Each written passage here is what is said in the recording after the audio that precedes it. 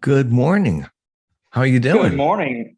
Hey, Robert, I'm doing fantastic. And first of all, thank you very much for having me on your show. I appreciate it immensely. Absolutely. I think we're going live. I know we were telling a lot of people we were going live. I'm going to hit the old Spreaker here. Hopefully, we are at least audio wise and hopefully video. This is a big experiment. I've never done live streaming before. Hey, you know what? We're getting older and we got to keep up with technology. Otherwise, we get lost real easy. Yeah, you learn as you burn, as they always say. Yeah, back in ripping and burning CDs. I remember them days too. Oh, totally.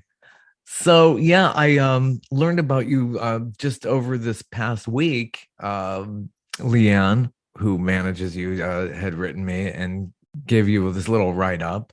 So tell the world who you are and what you've been doing all this time.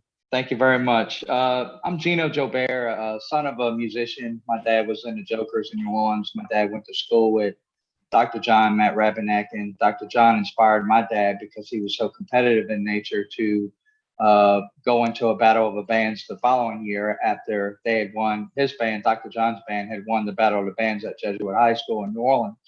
So even though I didn't learn music as a kid, unfortunately, it was never really passed on to me. The gene was there and it was just Yeah. laying dormant, I guess. And so one day I sat out at a piano and I said, you know what, me and you are going to be friends. And I self taught and I find that I can express my soul and my view and perspective to the world better through music than anything else. Although I try to be a light in my daily actions and how I interact with people as well.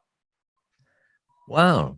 Dr. John, that takes me back. I was pleasantly surprised to see Dr. John. We were up in Chattanooga years ago and they played on the river there. And Oh yeah, Red Bank. I know that area well. Just like I know yeah, your area very well. yeah. I love going up there. Chattanooga's about 2 hours north of where I'm at in Atlanta. So yeah, it's just such a beautiful show. Dr. John was just that was a class act. Yeah, yeah. Um, well, I'll never forget it. In 1989, I was living up in New York, and I just happened to peruse through the village, and at the village gate, there he was on the marquee, and I was like, "Holy cow, this is crazy!" You know? Oh yeah. Yeah, just one of a kind. So unbelievably talented. Just watching that, it was just mesmerizing. 1989 was the year I moved here to Atlanta from Cleveland, Ohio, where rock and roll was born. Um, Came down here. Only because you have the Rock and Roll Hall of Fame in Ohio. They were lucky somehow. I think the term was coined there by DJ Alan Freed, and that kind of inspired a lot of that. But yeah, a lot of good roots there. But in '89, I met Ricky Lee Jones. We did an interview. It was my day job, and she was just going on and on praising the daylights out of Dr. John. Uh-huh. Well, Really, I'll tell really you a nice. couple. I'll tell you some stories the public may not know about him. Well, one, he actually did play on North Dupree Street at my Meemaw's house. Let her rest in peace. But so he, the musician community in any city is really very well connected. It doesn't take long. You know, if you are of a certain level of musicianship that you begin to meet all the players, as they say. When I was in Atlanta, it didn't take long, and I was blessed beyond measure to meet some fabulous musicians and sit in on some jam sessions that were just epic. Those are some of the best times that I can always remember in music because it wasn't premeditated. You just felt the flow, and the next thing you know, some magic's being created, and you're like, "Man, too bad we wasn't recording that," you know. But that's what I love about music is basically uh, the best way I like to describe this is we're all like crayons in a box of crayons. Now you can go buy the little small pack that only has like 6 or 7 colors in it, or you can get the real big pack. And that's those big band productions when there's 12 musicians on the stage and when everybody's playing where they're supposed to play. That's some of the most beautiful things you will ever witness in your life, you know? Oh, it totally is. What magic. So, exactly did you grow up and how did you get into I all grew of up this? in I grew up in Laplace, Louisiana. Then I went into the Navy, experienced a little success there with winning a battle of the bands in Guantanamo Bay, Cuba. We were doing ref trade training, and luckily we pulled into port that weekend when they had the contest. But I even have a buddy of mine that I still keep in contact that plays music down in the Keys named Pete Baldwin. And it's after that I eventually moved to Atlanta around '98 and discovered a bunch of people there and began recording with a guy named Greg Chance. And he was real big in South Georgia with the Chance Brothers band. And now his son's into music too. And I'm trying to reconnect through Facebook, but it hasn't completely happened yet. But you know how it is. You meet a lot of people and you cross a lot of paths. But so in Atlanta, I began playing with a band called the Sassafras Drifters. And we played at a lot of great venues. And one of my favorites was the Relapse Theater in Midtown Atlanta.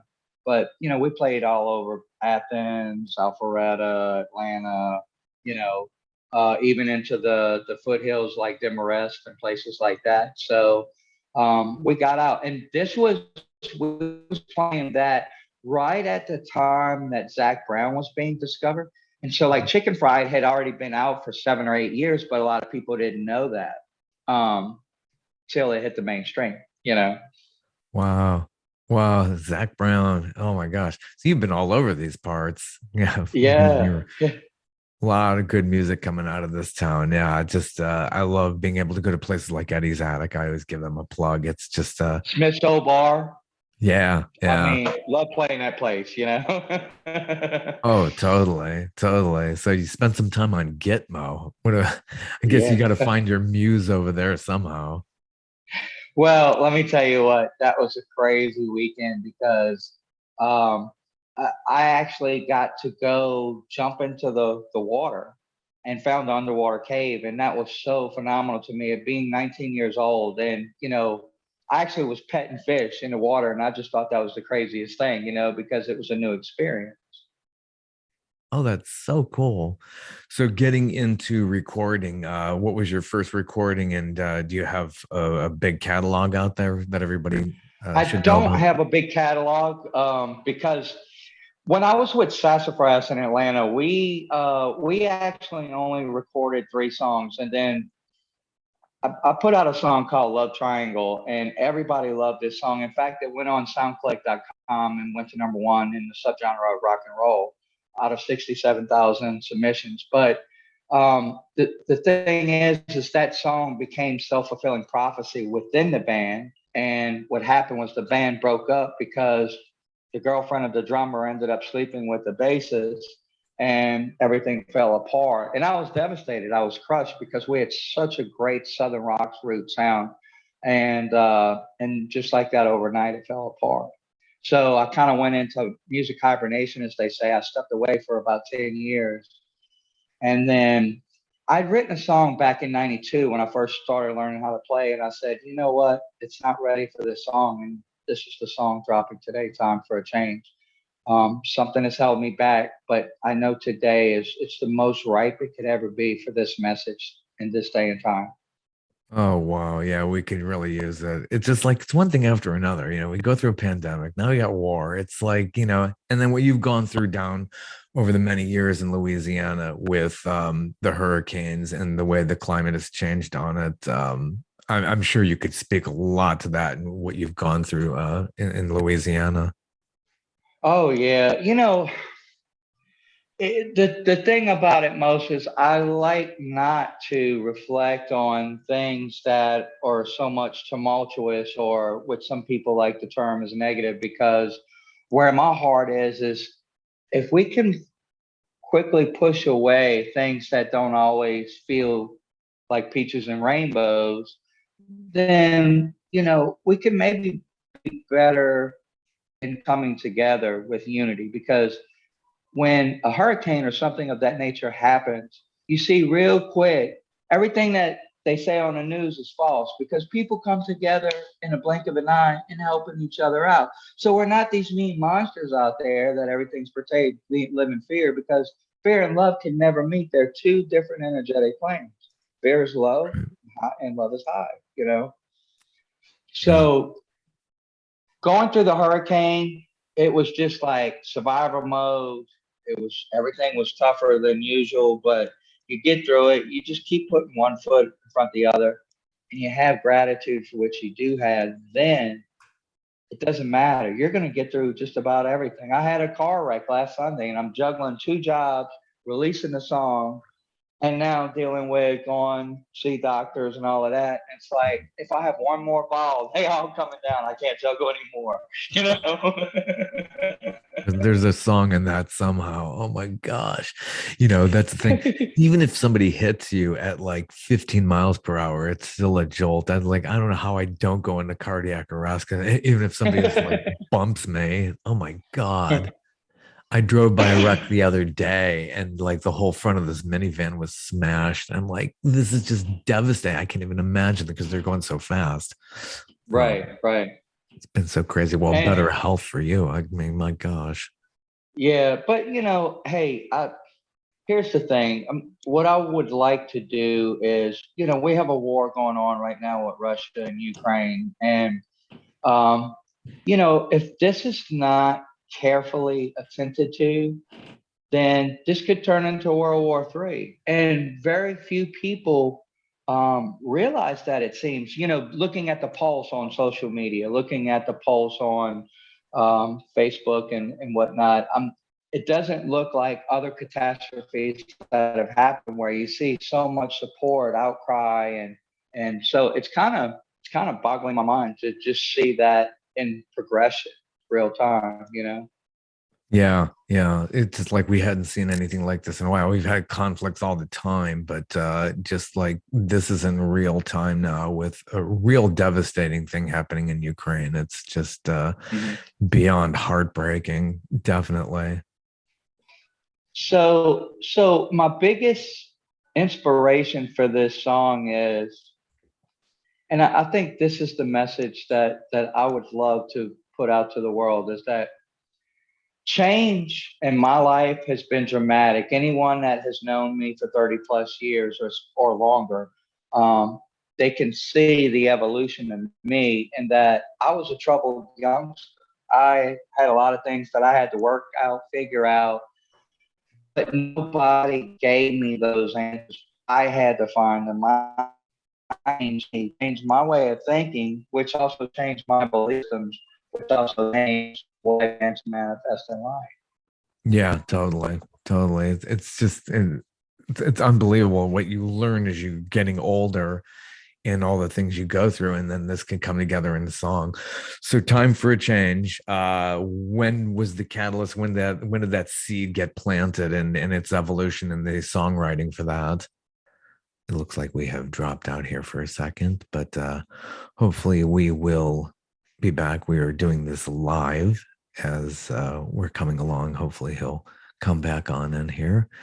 I will fill the gap as we are going along, since this is in real time. This is Gino Joubert from Louisiana, and wrote a new song called Time for a Change.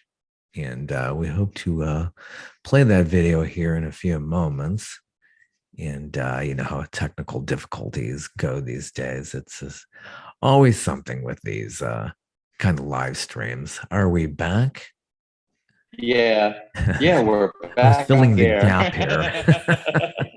I saw that. Nice job. Good recovery. It's like if somebody messes up while you're playing live, you just got to keep going. You can't stop, Right. Yeah, you just don't stop unless somebody's shooting or something. Reminds me of the old Blues Brothers movie. Yeah. Yeah, exactly that. And the beautiful trails that you have in and around you. Oh my gosh, yeah. Yeah, totally. It's I really miss the nice. Chattahoochee, and I miss Panther Creek up in the Chattahoochee National Forest. That is an amazing place. Yeah, the Chattahoochee kind of winds around near my house over here, and so I have a lot of deer. There's like 127-acre preserve, even though we're in suburban Atlanta. I'm like right by the hooch over here, so yeah, they're doing a lot of things to preserve things around here. A lot of nice trails. But to get back to your earlier question, so when the cusp of this idea began, I began working on me. And I said, you know what, change begins here. I can't fix the world if I can't fix me. So when I stopped complaining about everything, being the victim, and became accountable, taking the necessary steps for growth, maturation, um, I said, well, if I could invent the most perfect world, what would it be? And then that's when the words started coming down. It was like there was a connection to something other than myself. You can call it God, source, whatever, universe. Um, and that connection was a beautiful thing, because then the words just came right out, and the piano melody came right out, and it was like I wrote it in no time. It was probably 15 minutes. I wrote the song. Yeah, some of the best songs can be done just quickly on the fly, and if you're not overthinking it. Some were written on paper napkins. Exactly. Like, wow, Yeah. this is genius. It reminds me of yeah, Dustin Hoffman challenged Paul McCartney to write a song, and it became Picasso's last words. He just wrote it on a napkin, and one of the later tracks on Band on the Run back in the early '70s. So yeah, Yeah. it's really amazing. So the recording of this, there's a little story there too with how you put this together in Louisiana. Yeah. So Jack Neely plays with the Molly Ringwalds. He has two different studios, one in Covington and one in New Orleans. Um, so I went to Jack. Well, actually, this is crazy. It's so many actually tried to release a song. I tried to put it on my went to another studio, and it didn't work. And the first copy was the piano, not keyboard. So there is a huge difference in the intonation and the so I got to that studio and I started making the first piano and sitting right there on me, just walking. Since that time, song I could hear their song and their relationship. I thought that they would all things would come together. And I probably feel like it's very hard to say to me. It's so critical. But so that was and Maxwell was the basis. So I can see how this is going now, and it's like it never could out of the gate. So that was my time to was the day before I was Yeah, getting a little bit of break up there about the story of how this has come together. But we'll definitely try to recover from that as well. Sometimes these internet hookups don't work as well as we had planned. So yeah, definitely recording in the New Orleans area is quite legendary for a lot of people who perform there.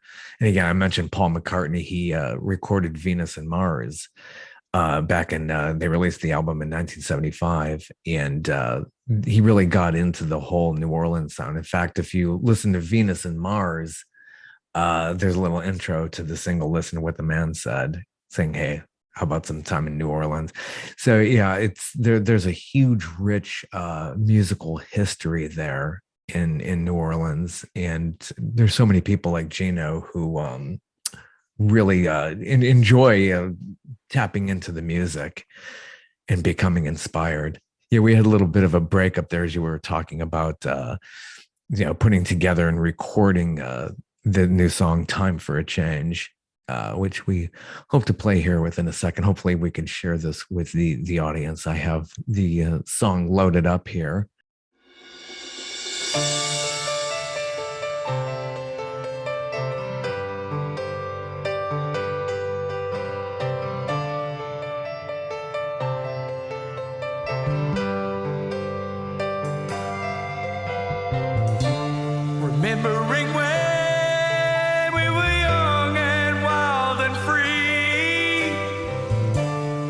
collection of thoughts and sweet memories. If I could change the ways of the world, make it a better place to live, bring back peace and unity, stop the killings and brutalities. I think it's time for a change. I think it's time. I think it's time. I think it's time for a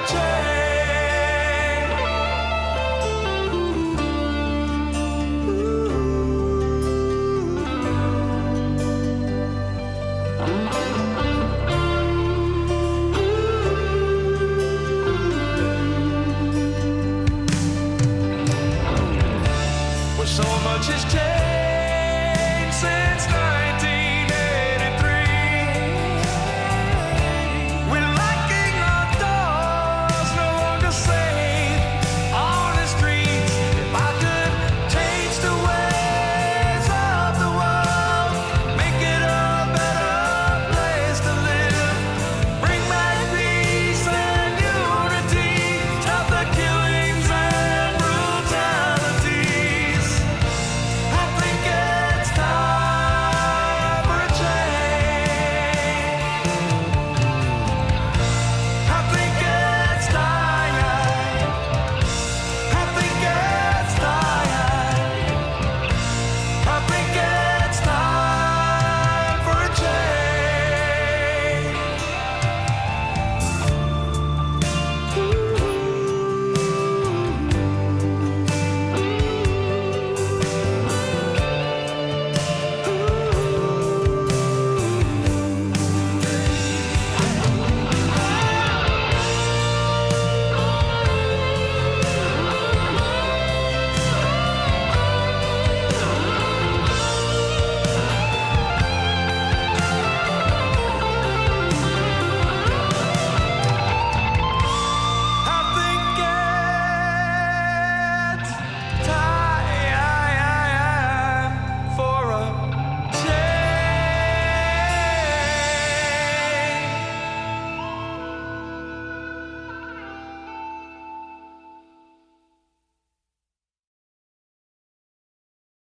Wow. Well, thank you so much. I appreciate that.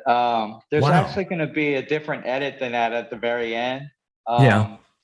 So I kind of, I don't know, I just believe in divine inspiration. And there's been two edits to that song as far as the video goes, but it makes it more time appropriate with the war in Ukraine, and also the overall flow. So basically, when it's released here at another 35 minutes, it'll be released onto YouTube. Then what'll happen is it will be a first time view for everyone, because but this is a good way to get the initial concept out to everyone, you know. Yeah. Wow. And so putting that video together, who was your director, and how did you choose all those images, or that person did? So that's a great question, Rob. When I hear a song, besides hearing the different accompaniment of musical instruments, a lot of times we'll see a video forming along with the song in my head. So what I'll do is I will write down what those images are, and then later on I can come back to that and say, okay, when we get to this scene, this is what has to be portrayed. And when we get to this part of the song and these lyrics, this is what has to be portrayed. So if you don't mind, from your perspective, what did you gain from seeing that video clip along with the words? What's the message to you? Oh yeah, absolutely. It's like everything was just put in a blender and basically saying, hey, I think it's about really coming together and saying, we're really all in this one fight. And, everything from what you're showing the image of, sexism, racism, all the way through war. It's like, we're all humans at the end of the day. and need to really just, be in the fight together, and instead of, balkanizing and putting up divisions, seeing what we have in common. Well, I appreciate that. That means I did my job properly because that Yeah. is what the song is all about. Yeah. That's Yeah. And we need to have more conversations like this. And just so important to and then to mix it into music. I think it really can hit people more on a visceral level. So, it right. definitely very emotional. I love the guitar work. It's really just, it hits, those nerves, those feelings. Yeah, So absolutely. coming together with we kind of got lost on the whole thing about recording it. You have a very interesting, you're wearing the shirt, you have an interesting backing vocalist from the legendary Yes. band Pink Floyd. Well, they were my inspiration. They're probably my all-time favorite group. Probably without a question, the best concert I ever saw in my life was 1988, Philadelphia. And that was the second to last stop on that tour when they came out with Momentary Lapse of Reason. And Durga McBrum was actually on stage. She was the second person to sing Great Gig in the Sky. Clara Torrey had really originally done it in the studio back in Abbey Road, but Rachel Fury was the first one to do that part, which it's such a beautiful acapella that they do on that song, and it's one of the few songs that the keyboardist Rick Wright had written for Pink Floyd as well. So um, when Durga has so much soul and expression that I can identify with, I said I have to have her. Well, most people, their train of thinking is, well, I don't know that person. There's no way I'd be able to. In my old way of thinking, that would have been how I would have processed that. My new way of thinking is, okay, I need this piece. I'm going to get this piece. And this is the education behind how we make a change in the world by changing our own perspectives and belief constructs, Yeah. Well, what a talent that you've included into the song. When you think of Pink Floyd, I mean, the backing vocalists are there and gives everything such a rich tone, but you don't think about who you Pink Floyd. You might know about Rick Wright, David Gilmour, Roger Waters, if you're really into music, but it's really the name of the band. So those guys, I think, could walk around any day because they don't have those household names. But the backing Right. vocalists really give that another dimension. So that definitely helps, and it definitely sets them apart. It's a great addition to this track, "Time for a Change." Thank you very much. Well, let me give you this is the biggest storyline of this whole song. So in November, I got called up to go work a very special project in Edinburgh, Indiana. We were working at Camp Atterbury, and in working this camp, this is when I knew when I got done with doing this job, I said, okay, we're going back doing Time for a Change, because this was it was an epiphany. I walked into the room, there was over 200 workers, and we had to serve the Afghani refugees. 4,600 people we were feeding in the beginning when I first got there, 3 meals a day. Okay. Hmm. When I got in, there was a watchdog group called KBR, and everybody that was workers like myself was scared of KBR. The Afghan refugees were scared because they've just been displaced. They have nothing. Right. Wow. And I was like, holy cow, I can't stay in this environment. One of two things has to happen. Either I'm going to change the energy in this room or I have to leave. But the money was phenomenal. But that was my mindset. Well, I started smiling to everyone. I started lifting those up around me. It wasn't about me, it's about y'all. So when they started having more confidence, felt a little more comfortable, the whole room changed. And it was so beautiful. It was so impactful. It made such a huge difference and mark on my life that will never be forgotten, to the point that they started coming into the line to be fed, and they would start waving at it. So it went from this to Hmm. that. And to know that it was like, wow, one person can make a difference. And I was so taken aback by that profound discovery that I knew, wow, okay, maybe I can make a difference in this world, you know? Yeah. And that's where well, wait, there's one other part. So this one little kid, his name was Hamas. So I learned a couple of words like Makbula Asti, which means you are beautiful in Farsi, right? And so I started saying that to everybody along with the smiles and along with this hand image. And between a culmination of all those actions, I put the word love, which is a verb, into action, and it made a difference. Mm. Wow. So this Beautiful. little kid, Hazam, he comes through when he finds out we're about to leave and be out of the project. And he brings me a little motorbike, and it's brand new. And I know they don't have hardly much of anything, right? Mm. And he gives it to me, and I'm like, no, no, Hassan, I cannot take that from you. He says, no, you take, you take, you take. And I was like, man, that's your motorbike, man. I can't take your motorbike. And then a voice told me, do not deny that kid the power of gifting. That's going to be his reward. And I was so moved in that moment in time. And I said, wow, wow. So I took it and I gave him a hug. And immediately I said, universe, God, whoever, I said, bless this kid. He is going to be phenomenal and he's going to have a great life. And like, that's life changing for me, you know? Oh, And it's just, that's living. That when you had that feeling that you can share with other people, yeah, we're all people. yeah. Yeah. It's just amazing.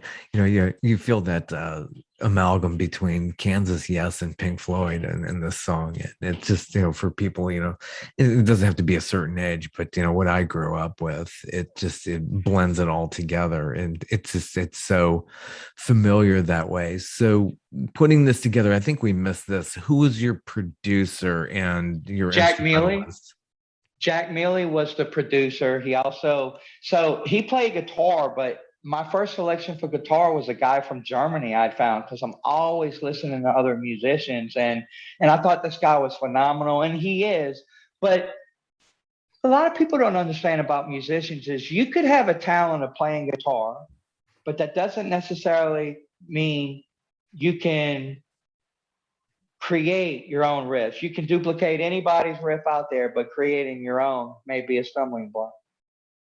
You may be a musician where you can hear something one time and be able to play it. There's so many different levels of musicianship, right?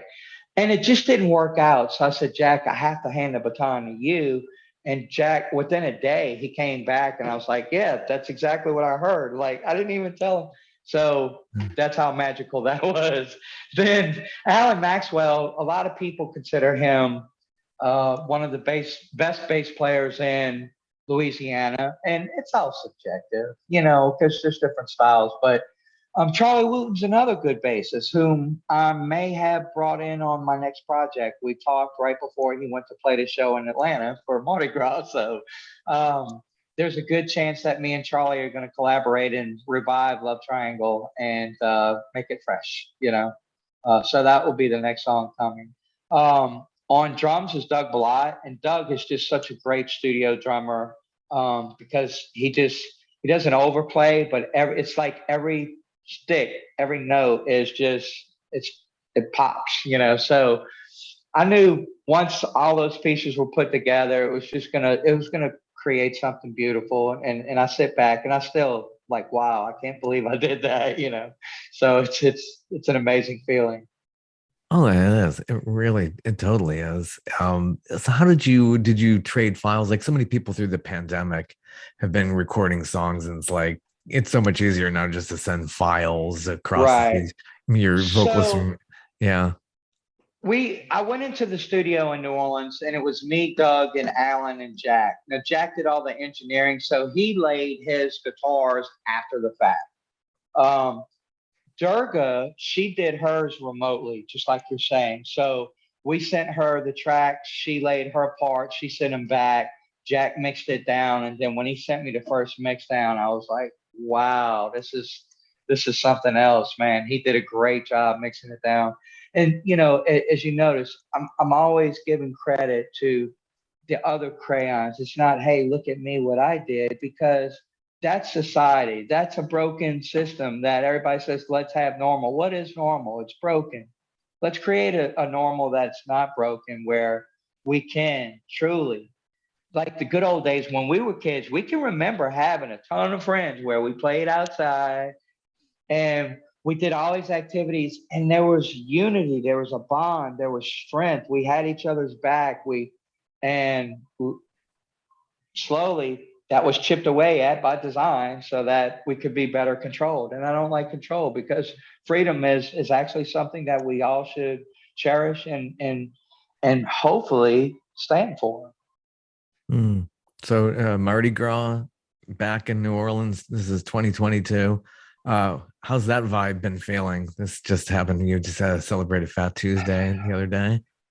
It's funny, is I got around some people and I was like, you know what? I'm just not feeling it this year. Because of course I'm in the middle of this project, and I was like, I have work to do. I right now I can play later, but I was just so focused on because there were so many things that not only did I have to pay for the project and those musicians and the time and engineering and so forth and so on, videography, but I also had to make sure that I'm coordinating, just like an expediter in a restaurant. Everything has to timely come together. Can't have the video coming out a month later, and so there's just so many working parts that are happening at the same time that I had to keep attention to detail to. Yeah. And then those vocals are just like amazing. I just like how you hitting those notes are just like, I remember seeing Kansas years ago. It reminded me of the lead singer of Kansas, and it's just magic watching somebody be able to bring such beauty out in vocals. It's just like, what is the technique for somebody like that to do that? Okay, I don't know if this is going to be graded from somebody from Berkeley or Juilliard, but I'll say this. All I can say is I sing from the heart and from my soul. And so whatever comes out is me exposing myself and being completely vulnerable. Now, somebody else, they may have all the vocal training in the world and they go about it a whole different way. I'm not sure, but I sing what I feel. Yeah, there's a real vulnerability about singing. It's true. Maybe, I don't know, because you get so judged just doing the act of it. And this is long before American Idol, but where they were really making people feel self-conscious. It's just, yeah, you're doing it from your gut, and gosh, hitting that diaphragm and getting those notes. It's just amazing. So here's a little funny tidbit. So to finish the story earlier, I said, Jack, we got a problem. And he said, what? This is so comical. I said, dude, the allergies are killing me. I said, my voice sounds like sandpaper. This is Tuesday the 8th, the day before February 9th, where we went in and recorded. And so he says, what do you want to do? I said, Jack, I don't know. I said, we're going to record everything, maybe minus vocals. Maybe I can save an hour and come back some other time. But it's me, I got to think like a chess player. I can't play checkers here because there's so many moving parts. And I said, I got to know I have a contingency plan, So he said, yeah, don't worry. If you only use, if you save an hour and you can come back in later, okay, great. So I go in, Doug Ballot's sitting behind the drums. I'd never met Doug before. And so after I laid my piano tracks and keyboard track, I said, you ready for me to do a scratch vocal? And he said, yeah. And so I just pretended there was 50,000 people in front of me and let it rip. And when I did, as soon as I got done, Doug had never heard the song before, obviously, and he goes, I think those aren't scratch vocals. I said, I think you're right. Sometimes they're the best is when you hit it that first time. It's just better sometimes spontaneously rather than sitting there overthinking. It's like then you become more self-conscious. Right. So when did you first feel like you really knew how to sing and play the instruments? I would say probably back around 99. I actually flew out to LA and performed before American Idol. There was something called the annual Taxi Road Rally. I don't know if you've ever heard of that, Mhm. um, but so I went with Greg Chance and flew out there. And believe it or not, they called me first. So I opened up the show. And I wasn't expecting that at all. In fact, I didn't even think I'd get a chance to be called because so many musicians are there and not everybody will get a chance to perform live. There's library pitch panels and other panels, songwriters pitch panel, and they kind of give you industry notes of what to expect and what you got to go through and all that kind of stuff. And but at that moment, I think I began to have a little confidence in myself and to both sing and play. Mm. Yeah, it's just amazing. Just going through school, did you do talent contests, stuff like that, play gigs as you were? No, because I was a late bloomer. Most people start music in school, and if I could go back and change time, I would. Yeah, Um, but I didn't really sit down at a. I mean, I might have hit a note here or there once in a blue moon. Somebody had a piano, whatever. But as far as like any type of regimen of practicing or learning or anything like that, that didn't happen until I was 22. And yeah. how I did that was I used to always tell myself, well, I don't own a piano, so I'll never learn how to play. Well, that was my reality for years. And I started dating a girl that was real big in the theater at the time. And she was doing a play that they was doing their rehearsals at Tulane University.